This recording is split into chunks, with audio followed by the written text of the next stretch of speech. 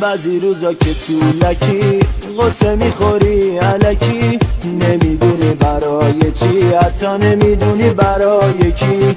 منم به اندازه تو هم به اندازه من، همه به اندازه هم پریم از این غصه و غم.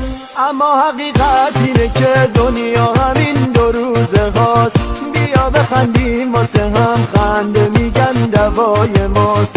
یه شاخه گل بدیم به هم به جای ابروهای خم، فرقی نداره واسه کی، فقط بگین دوست دارم.